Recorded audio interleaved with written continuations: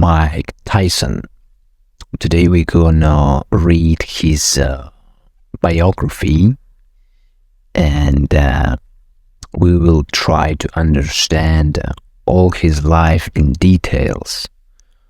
And we all know Mike Tyson, that he one of the greatest boxer of all time. So let's read his biography. Mike Tyson is a former heavyweight boxing champion who served jail time and known for beating Evander Holyfield's ear during a 1997 fight. Yeah, he was in prison. He was a world champion, kinda controversial person. So who is Mike Tyson? Mike Tyson became the youngest heavyweight boxing champion of the world in 1986 at age 20. He lost the title in 1990 and later served 3 years in prison for rape charges. He subsequently earned further notoriety by beating Evander Holyfield's ear during a match in 1997. So we know that Tyson good in boxing, raping, and biting ears. Tyson has gone on to appear in several films, and a Broadway show on his life become a best-selling author and launched a successful cannabis business. He's also a legal drug lord. Such a gangster. So early life, Michael Gerard Tyson was born on June 30, 1966 in Brooklyn, New York, to parents Jimmy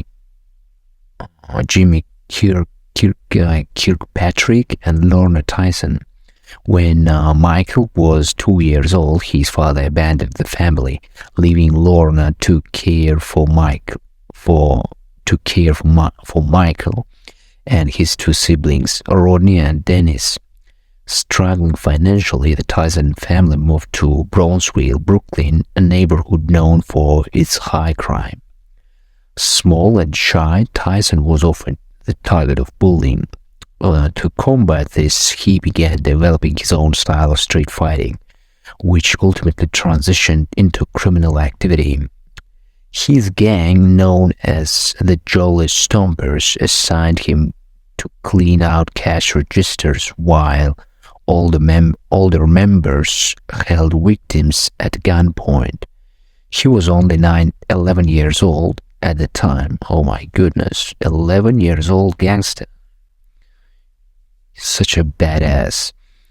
He frequently ran into trouble with police over his petty criminal activities, and by the age of 13, he had been arrested more than 30 times. God damn it.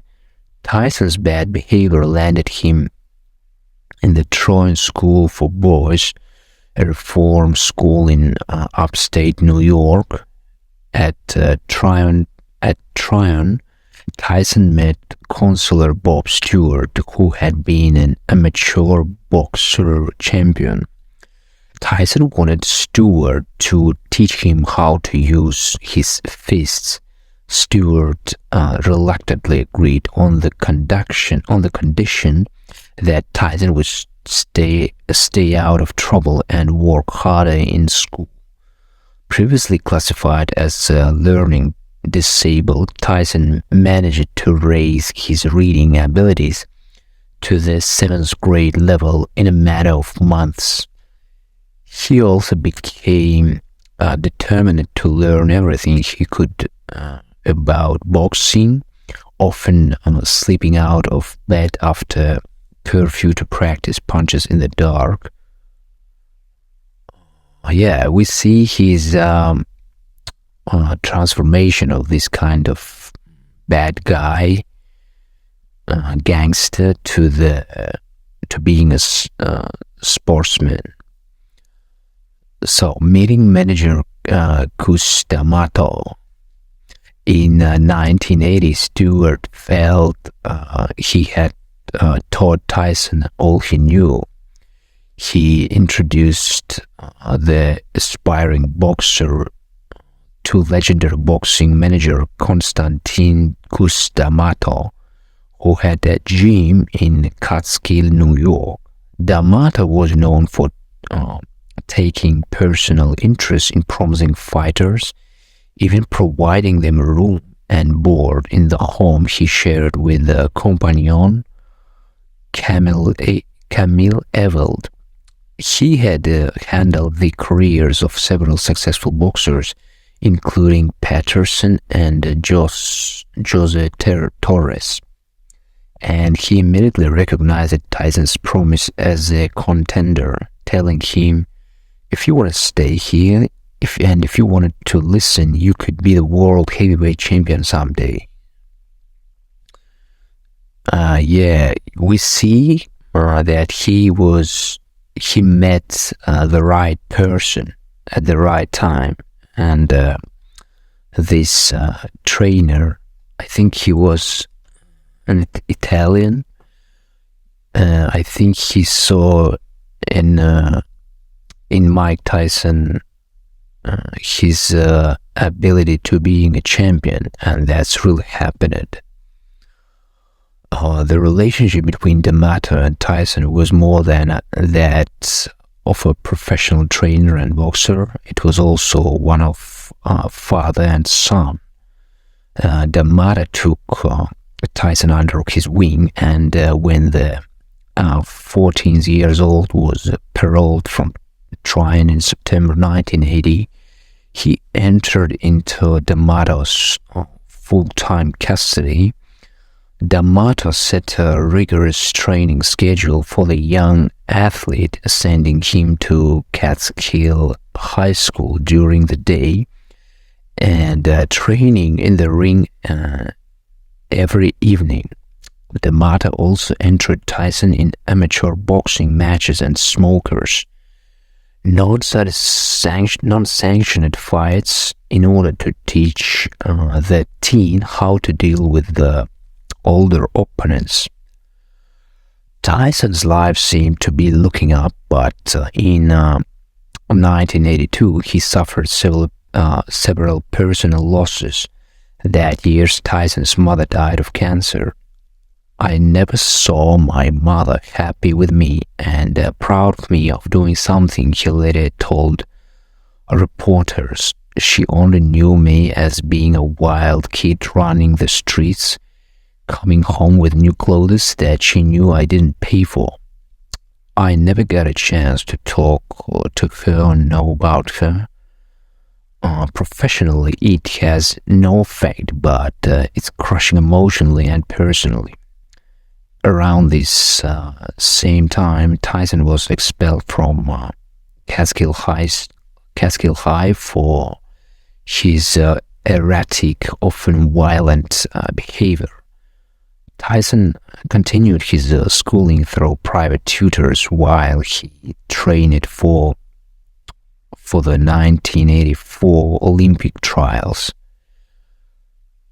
Tyson's showing in the trials didn't promise great success, as he lost to Tillman, the eventual gold medalist, after failing to make the Olympic team. D'Amato decided that it was time for his fighter to turn professional. The trainer conceived a game plan that would result in breaking the heavyweight championship for Tyson before the young man's 21st birthday. He was such a young boy. Professional debut. Yeah. As you know, I have poor English, and sometimes I have to check some words. So now it's debut. I think it's original French, maybe. Debut.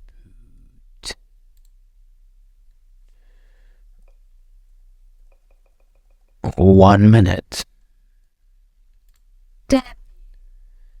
Debut.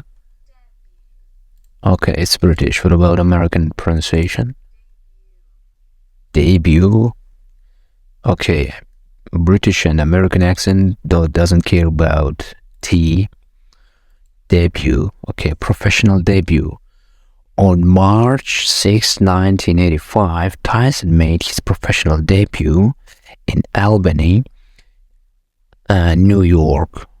Albany? What the fuck? Like US have, many cities with another country's cities' names. And sometimes it's confusing me. Okay, on March 6, 1985, Tyson made his professional debut in Albany, New York against Hector Mercedes. The 18 years old knocked Mercedes out in 1 round. Tyson's strengths, quick fists, and notable defensive abilities intimidated his opponents, who were often afraid to hit the fighter. This gave Tyson the uncanny ability to level his opponents in only 1 round and earned him the nickname Iron Mike. The year was a successful one for Tyson, but it was not without its tragedies. On November 4, 1985, his trainer and surrogate father, D'Amato, died of pneumonia. Yeah, this is another word which I have to check. Maybe pneumonia. So, pneumonia. Okay, this time. Oh, it's American. What about British? Pneumonia. Okay, at this time, British and American accent doesn't care about a letter P.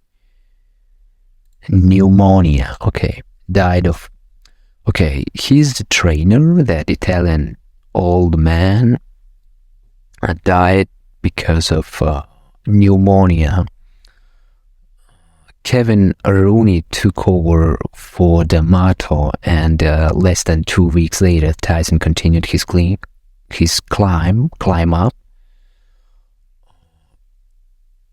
the heavyweight rankings. He recorded his 13th knockout in Houston, Texas, and dedicated the fight to the man who had molded him into a professional. Those close to Tyson say he never fully recovered from D'Amato passing, attributing the boxer's future behavior to the loss of the man who had previously grounded and supported him. Okay, again, I didn't get it. So his trainer died, and he got another trainer. He recorded his 13th knockout in Houston, Texas, and dedicated the fight to the man who had molded. I get it. Okay, he again won the fight and dedicated his won to his former trainer. Yeah, he was respecting his trainer. Yeah, because he did a lot for him, I guess. So, heavyweight champion. By 1986, Tyson had garnered a 22-0 record. 21 of the fights won by knockout. God damn it. Just look at how he was a wild animal. 21 of 22 fights was won by knockout. So wild. On November 22, 1986, Tyson finally reached his goal. He was given his first title fight against Trevor Berbick for the World Boxing Council Heavyweight Championship. Tyson won the title by a knockout in the second round. At the age of 20 years and 4 months, he surpassed Floyd Patterson's record to become the youngest heavyweight champion in history. I was thinking about Floyd Mayweather, but I guess at that time he was just a kid. So Tyson's success in the ring, didn't stop there. He defended his title against James Smith on March 7, 1987, adding the World Boxing Association Championship to his list of victories. On August 1st, he became the first heavyweight to own all three major boxing belts when he seized the International Boxing Federation title from Tony Tucker. Tyson stepped back into the ring with British boxer Frank Bruno on February 20. I'm pronouncing British boxer name with British accent. Frank Bruno. Okay, on February 25, 1989. In an effort to retain his world heavyweight title, Tyson went on to knock out Bruno in the fifth round. On July 21, 1989, Tyson defended his title again, knocking out Carl. It's his nickname, I guess, The Truth, Williams, in one round.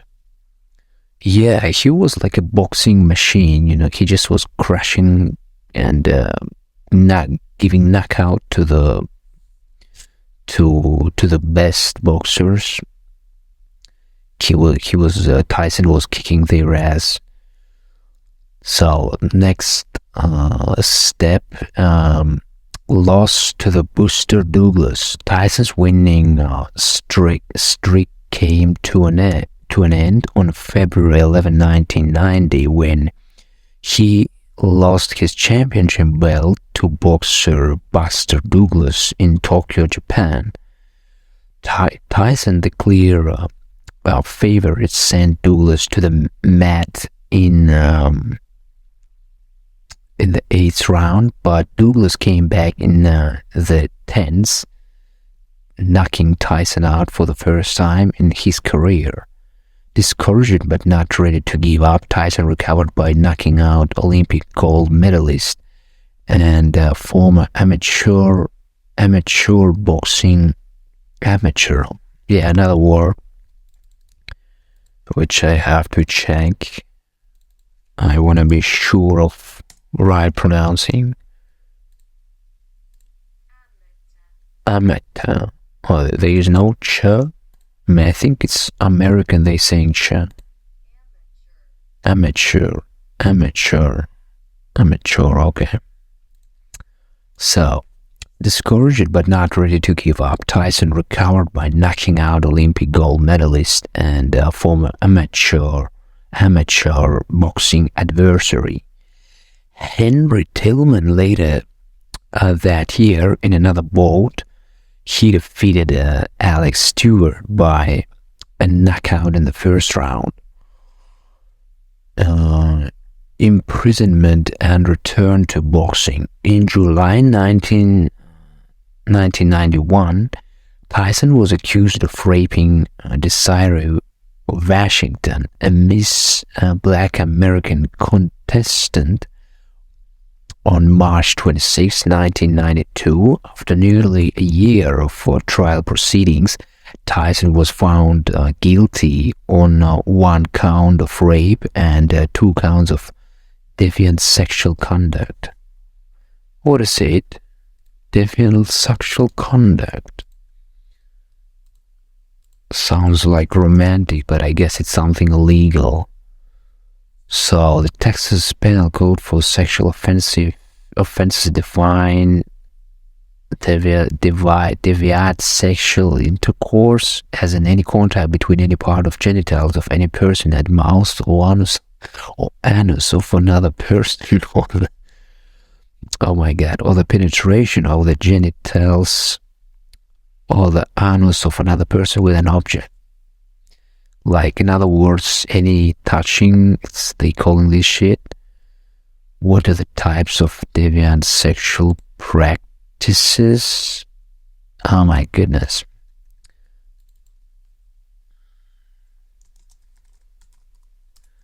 So, oh my goodness. So it's me. In other words, he was Tyson was so horny and did another shit. Or God. So okay, let's check the pronunciation. Okay, deviant sexual. Deviant sexual. Okay, I get it. So, because of Indiana state laws, another state with another country name. So, because of Indiana state laws, Tyson was ordered to serve 6 years in prison effective immediately. Damn, 6 years. Tyson initially handled his stint in prison poorly. He was found guilty of threatening a guard, adding 15 days to his sentence. That same year, Tyson's father died. The boxer didn't request leave to attend the funeral. While imprisoned, Tyson converted to Islam and adopted the name Malik Abdul Aziz. Oh, but I didn't see that much that he using this name. Like maybe he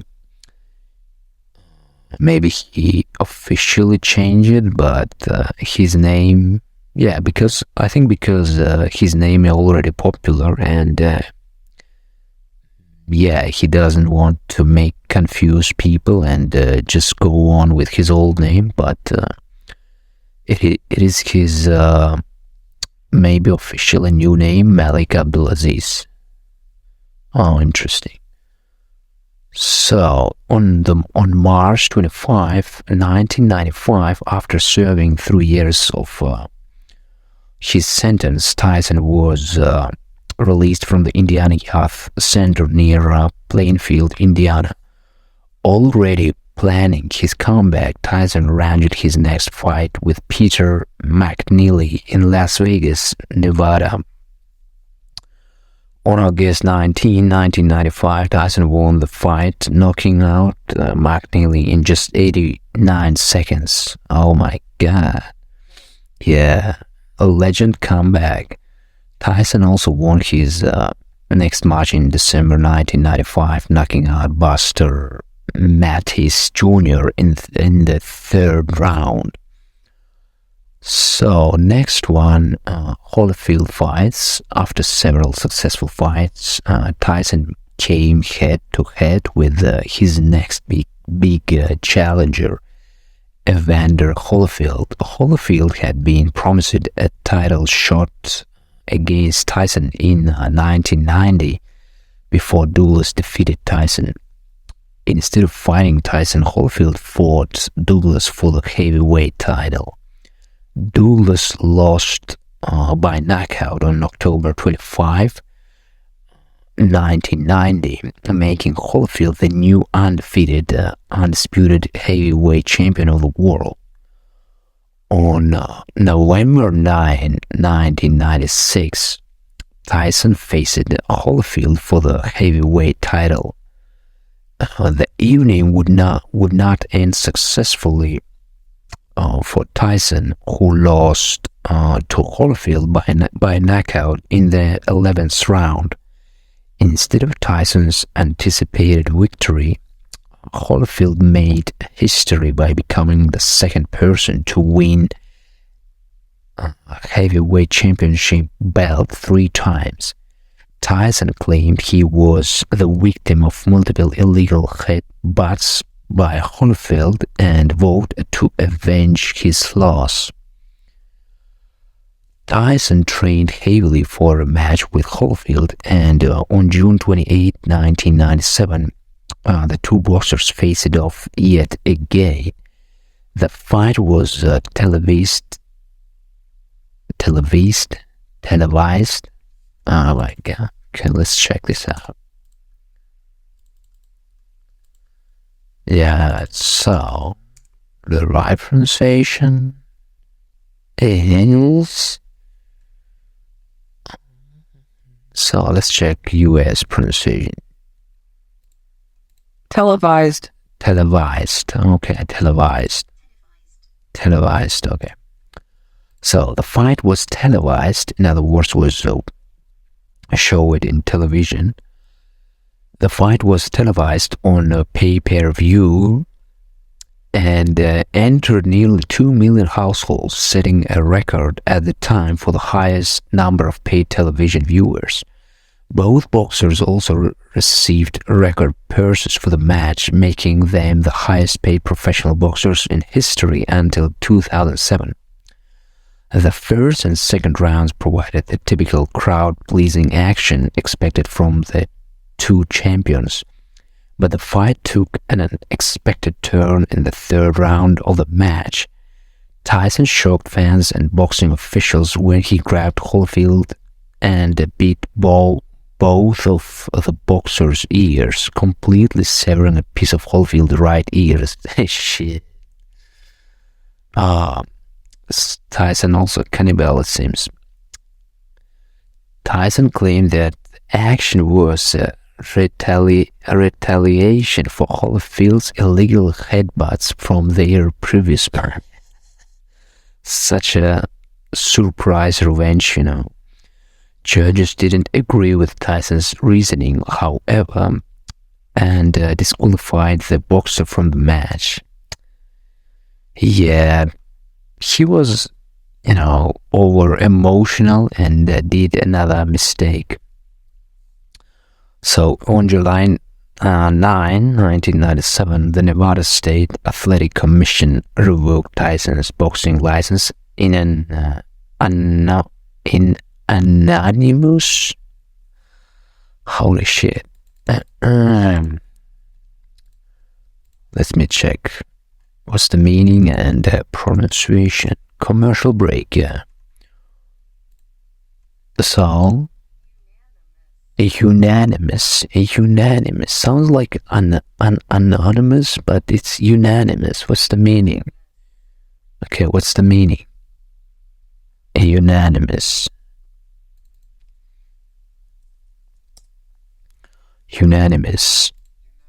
So it is mean if a feeling, decision, action, etc. is unanimous, everyone in a group feels it or agrees to it. Okay, what about simple words? I want to understand in a simple word. It's like united. Okay, one mind, united. Unanimous. Okay, in other words, it's a united voice. Okay, on July 9, 1997, the Nevada State Athletic Commission revoked Tyson's boxing license in a unanimous voice vote and fined the boxer $3 million for biting Holyfield. Oh my goodness. Such a big number just for 1 year. No longer able to fight, Tyson was aimless and unmoored. Several months later, Tyson was dealt another blow when he was ordered to pay boxer Mitch Green $45,000 for 1988 street fighting incidents. Shortly after the court ruling, Tyson landed in the hospital with a broken rib and a punctured lung after his motorcycles skidded out of control on a ride through Connecticut. Next step in his life, next moment, lose fight and retirement. His next highly publicized fight would be in 2002 with WBC, IBF, and IBO champion Lennox Lewis. Tyson was once again fighting for the heavyweight championship, and the match was the IBF and IBO champion Lennox Lewis. Tyson was once again fighting for the heavyweight championship, and the match was a very personal one. Tyson made several ugly remarks to Lewis before the fight, including a threat to eat his children. I am telling you guys, Tyson is a cannibal. Yeah, it was kind of his style of trash talk. So, at a January press conference, the two boxers began a brawl that threatened to cancel the match, but the fight was eventually scheduled for June of that year. Tyson lost the fight by knockout, a defeat that signaled. I think signaled. Okay, let's check this out. Signaled, I guess it should be signaled.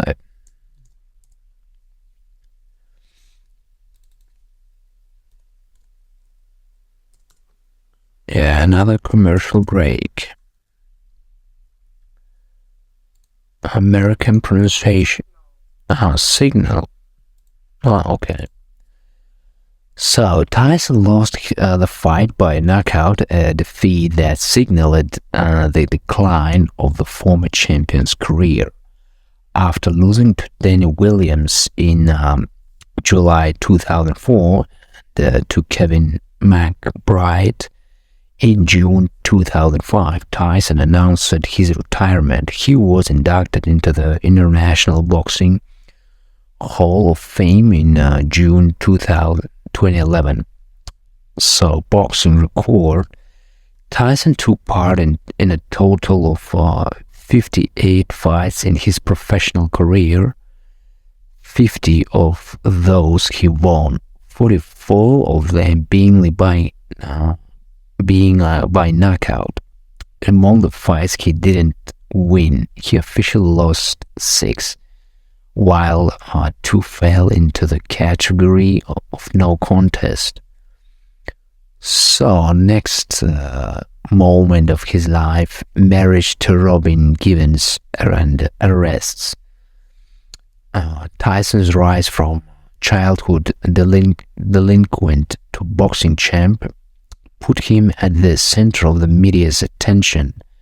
Met with the sudden fame, Tyson began partying hard and stepping out with the various Hollywood stars. In the 80s, Tyson set his sights on actress Robin Givens. The couple began dating, and on February 7, 1988, he and Givens married in New York. Robin Givens, I don't know her. Let me check how she looks like. Oh, yeah. She was hot, yeah. I see that his young picture with her. Yeah. She was kind of hot girl. So, the couple began dating, and on February 7, 1988, he and Givens married in New York.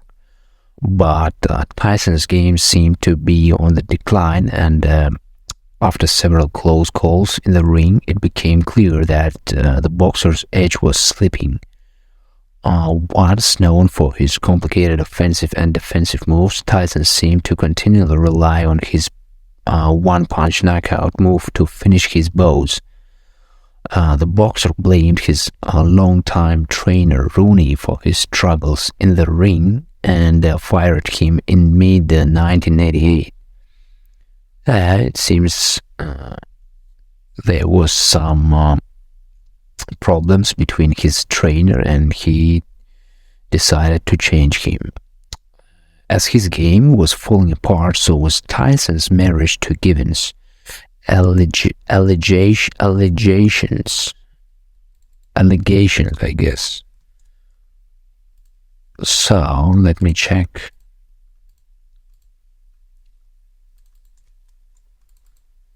Allegations are what it is. Okay. Allegations. Okay. It's a British American one. Okay, allegations. So, and it's mean the act of alleging something, a positive assertion, especially of misconduct. Some. Oh my goodness. What about in simple way? So it's a claim. It's a statement. It's a statement. Okay. A statement made without giving proof that someone has done something wrong or illegal. Okay, in other words, when someone's blaming you about something without proving that. So allegations of spousal abuse began to surface in the media in June of 1988, and Gibbons and her mother demanded access to TYSON's money for a down payment on a $3 million home in New Jersey. That same year, police were called to TYSON's home after he began throwing furniture out of the window and forced Gibbons and her mother to leave the home. Yeah, it's so dangerous to mess with TYSON. And she were lucky that that he didn't bite her ear, or that he didn't throw at her from the window. So that summer, TYSON also found himself in court with manager Bill Caton in an effort to break their contract. By July 1988, Caton had settled out of court, agreeing to reduce his share from 1/3 to 20% of TYSON's purses. Soon after, TYSON struck up a partnership with the boxing promoter Don King. The move seemed like a step in the right direction for the boxer, but his life was spiraling out. Oh my god, who's the author of this shit? So many words, I don't know the pronunciation. Even the meaning. Okay, let me check out pronunciation. Spiraling, I guess.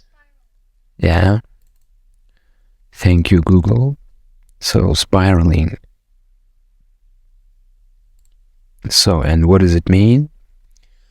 Spiraling, to go, and especially to rise or fall in a spiral course.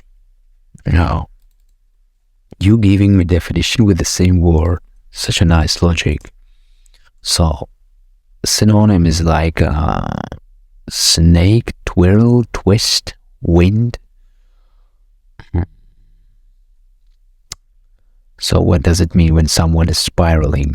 A downward spiral with depression, a situation defined by a series of negative thoughts or feelings or actions. Oh, and in other words, it's depression, yeah?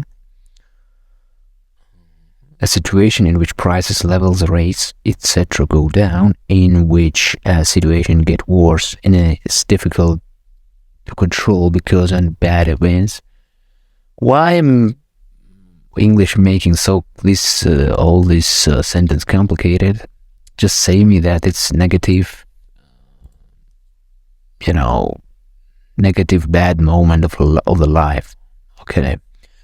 The move seemed like a step in the right direction for the boxer, but his life was spiraling out of control both in and out of the ring. TYSON's behavior during this time became increasingly violent and erratic. Of course, after, this kind of divorce and with his, that he over emotional. Yeah. In August 1988, he broke a bone in his right hand after a 4 a.m. street ball with a green.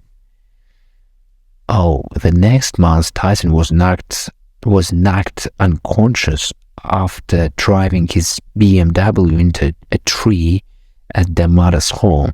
Tabloids later claimed the accident was a suicide attempt brought on from excessive drug use. Yeah, I like, in one hand, I see the man who was a champion, and on another hand, I'm not accepting his behavior, this kind of, angry and over emotional, but I can understand his what was in his mind, and especially with the drugs, it was just how they say, expanding. It was just making bigger his problems. And I guess at that time when he was hitting the tree, he was so missing his former first trainer, and decided to do this shit. Yeah, he was fined $200 and sentenced to community service for speeding. Later that September, Givens and Tyson appeared in an interview with Barbara Walters, in which Givens described her marriage as a pure hell. I don't know her life, their life in details, but yeah, I guess it's so fucking hard to deal with Tyson. Yeah, there's no chance to argue with him, I guess. You just have to shut the fuck up and follow his rules. Yeah, but I also can think that she was maybe also not an angel, and it was just about getting divorced and take his money, who knows. So shortly thereafter, she announced that she was filing for divorce. Oh, sorry, they still was at that time at their official marriage. Okay. Tyson countersued for divorce and an annulment, beginning an ugly month-long court process. This was just the beginning of Tyson's struggles with a woman. In late 1988, Tyson was sued for his inappropriate attentions toward two nightclub patrons, Sandra Miller and Lori Davis. The woman sued Tyson for allegedly forcefully grabbing, propositioning, and insulting them while out dancing. On February 14, 1989, Tyson's split with Givens became official. Don King, next moment of his life. Don King lawsuit. Tyson landed in court yet again, this time in 1998 as a plaintiff. On March 5, 1998, the boxer filed or filed. Okay, another commercial break for checking pronunciation. So it is file, okay. And the meaning, when someone putting you to the file? I don't think so. So an open land area free of woods and buildings. Another meaning, an area of activity. Field, but why pronunciation? But here they're pronouncing that like filed. Maybe because of British accent? Okay, get the fuck out. Okay. I don't know the right pronunciation, for be honest, but I think it's filed. Tyson landed in court yet again, this time in 1989 as a plaintiff. On March 5, 1998, the boxer filed a $100 million lawsuit in U.S. District Court in New York against King, accusing the promoter of cheating him out of millions of dollars. He also filed a lawsuit against his former managers Rory Holloway and John Korn, claiming they had made King the boxer's exclusive promoter without his knowledge. King and Tyson settled out of court for $14 million. Tyson allegedly lost millions in the process. Yeah, it seems here that boxing company was trying to cheat him. So in the wake of several more lawsuits, including another sexual harassment trial and a $22 million suit filed by Rooney for wrongful termination, Tyson struggled for reinstate his boxing license. In July 1998, the boxer reapplied for his boxing license in New Jersey, but later withdrew his application before the board could meet to discuss his case. A few weeks later, in yet another outburst, Tyson assaulted two motorists after a car accident in Maryland dented his Mercedes. Yeah, it's so dangerous to give a right to drive to Mike Tyson. He always making mess. So in October 1998, Tyson's boxing license was reinstated. Tyson was back in the ring only a few months before he pleaded no contest for his attack on the motorists in Maryland. The judge sentenced Tyson to two concurrent 2-year sentences for the assault, but he was given only 1 year of jail time, a $5,000 fine, and 200 hours of community service. He was released after serving 9 months and went straight back into the ring. Yeah, for Tyson, going to the jail and coming back being champion like a daily routine. So next several years were married with more accusations of physical assaults, sexual harassment, and public incidents. Oh my God, come on again. In 2000, a random drug test revealed that Tyson had been smoking marijuana. How do they pronounce this? I think it's originally not English. I think it's Spanish. What's the right pronouncing? Marijuana. Okay, why the fuck you putting J there if you don't want to pronounce that? Marijuana, okay. Marijuana, okay. It's a British one. What about American? Marijuana, okay. So random tests showed that he was under marijuana. The result caused boxing official to penalize Tyson by declaring his October 20th victory against Andrew Galotta a loss. So later marriages, bankruptcy. After 6 years of marriage, second wife Monica Turner filed for divorce in 2003 on grounds of adultery.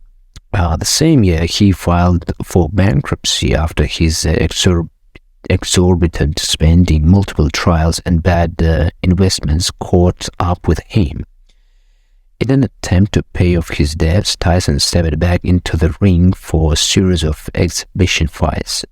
To curb expenses, the boxer also sold his upscale mansion in Farmington, Connecticut to rapper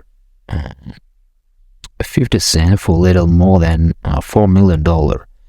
He crashed on friends' coaches and slept in shelters until he landed in Phoenix, Arizona.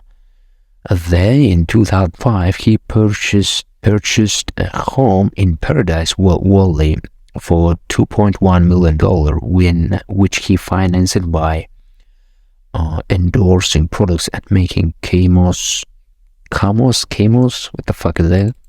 Another shit. Okay, it is cameos, and what does it mean? So, a small theatrical role usually performed by a well-known actor and often limited to a single scene. So, in other words, it's a theatrical role, being a how they calling theater player, a brief appearance. So again, what's the right pronouncing? Cameos, okay. So he bought some new nice house, which he financed by endorsing products and making cameos on television. Oh, it's like, we can say, I guess it's like a soap opera, like some theatrical stuff at the TV, and in boxing exhibitions. So, but Tyson's hard partying was caught up with him again in late 2006. Tyson was arrested in Scottsdale, Arizona after nearly crashing into a police SUV. Oh my goodness, another car accident? Really? Suspected of driving while intoxicated, police pulled Tyson over and searched his car. During the search, the police discovered cocaine and drug paraphernalia.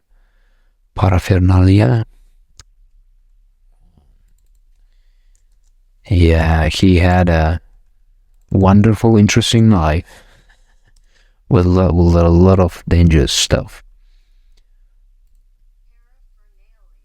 Paraphernalia. Okay,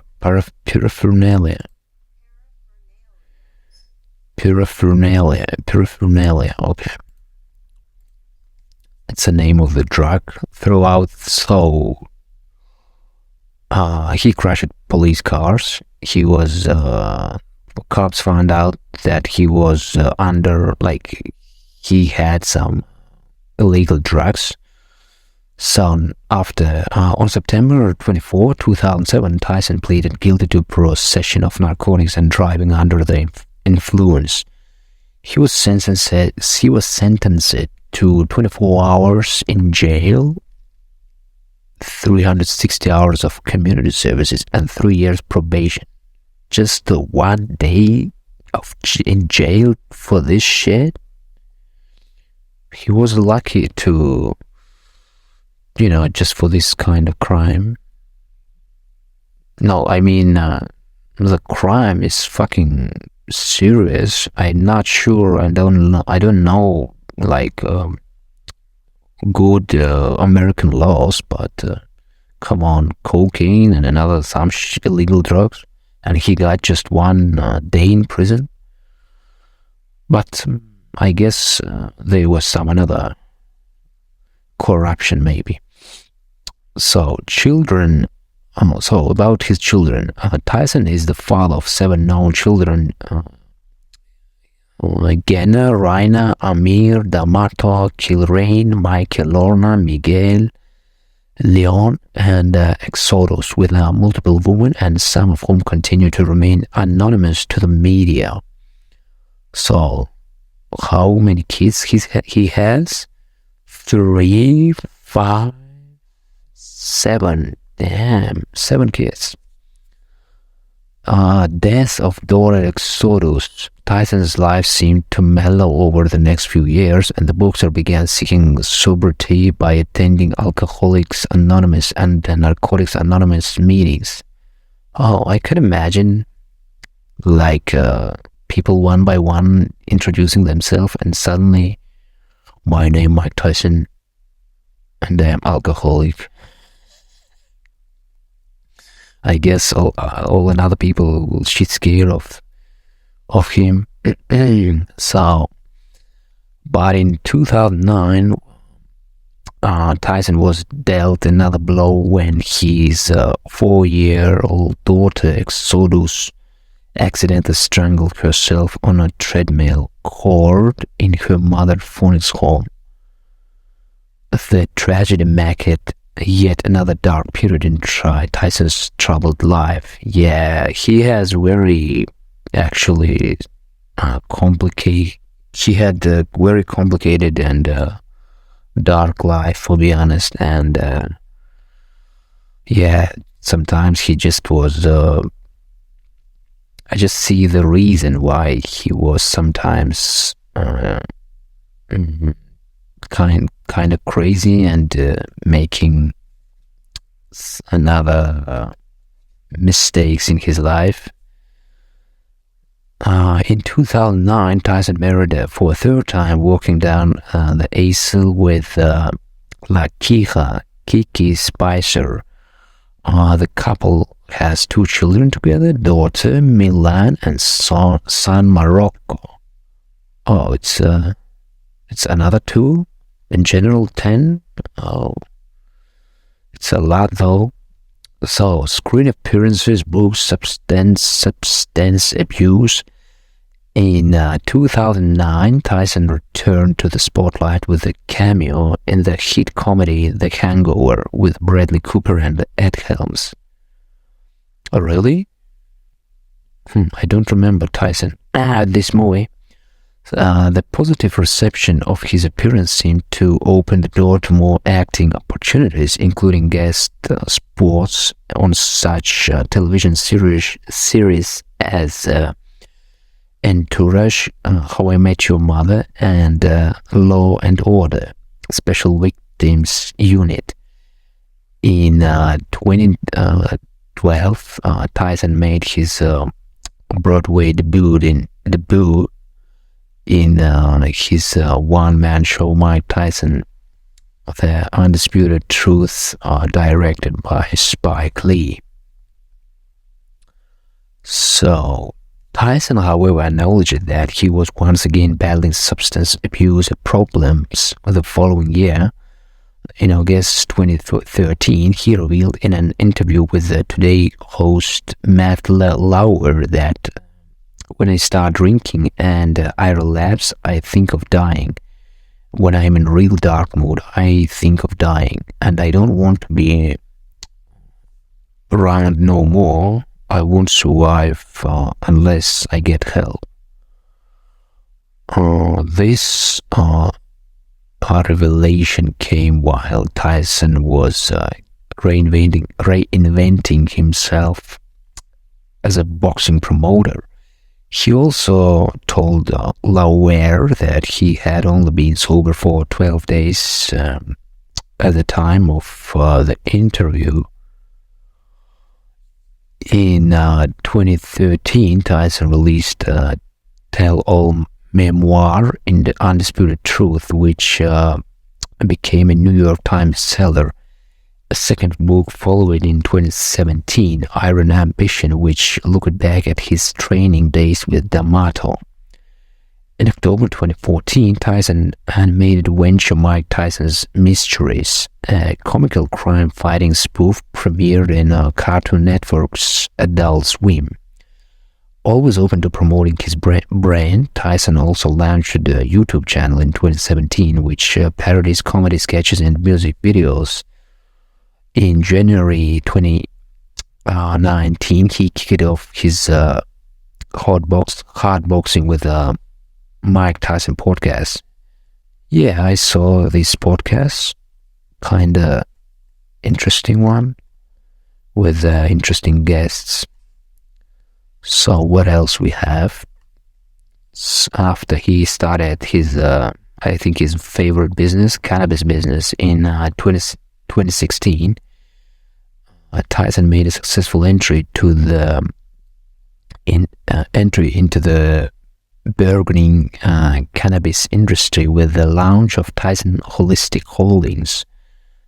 The business includes the 407-acre Tyson Ranch in California, which the ex-champ reportedly aims to transform into a bustling resort of marijuana enthusiasts.